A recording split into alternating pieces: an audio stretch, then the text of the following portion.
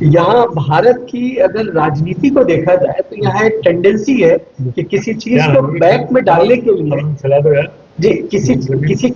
کسی ایشو کو بیک میں ڈالنے کے لیے ایک نئی کنٹروورسی کریٹ کی جاتی ہے. یہ مانا جاتا ہے کہ اس طرح کی ٹینڈنسی ہے. آپ کو لگتا ہے کہ یہ جو پوری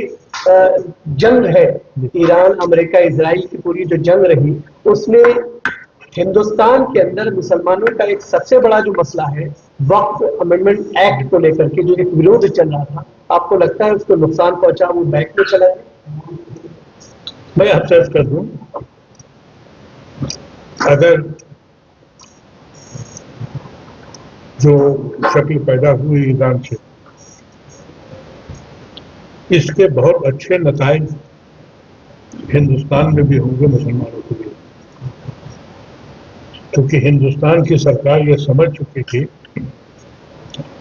کہ یہ جو ہیں ایک بھیڑ بکری, ان کے لیے کوئی پوچھنے والا ہے نہیں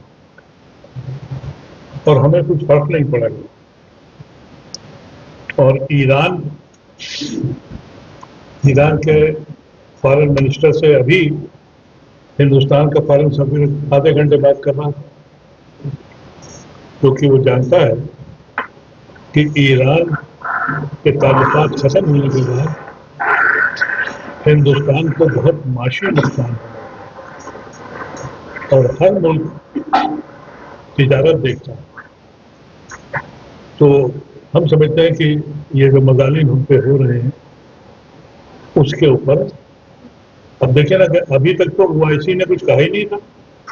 اس جنگ کے بعد پرسوں او آئی سی نے تو ہندوستان کا ذکر کر دیا, تو اس کا فرق ہندوستان میں پڑے گا. آپ کو پتا ہے کہ جب بابری مسجد گری تو کنگ خالد نے سعودی عربیہ کے بیان دیا کہ ہمارا ہندوستان سے تعلق اس لیے ہے کہ ایک بڑی تعداد میں مسلمان ہیں, اگر وہ محفوظ نہیں تو ہمارا ہندوستان سے تعلق ہے. نسیم رائے نے کیا کہا, ہم مسجد پھر سے بنائیں گے, ہم معافی مانگتے ہیں, ان کو خوف تھا. لیکن جب سعودی عربیہ اپنا سب سے بڑا اعزاز مودی صاحب کو دے رہا ہے تو انہیں پتا ہے کہ اب کچھ نہیں ہونے والا, بہت حالات بدلیں گے اور انشاءاللہ یہاں کے لیے بھی بہتر.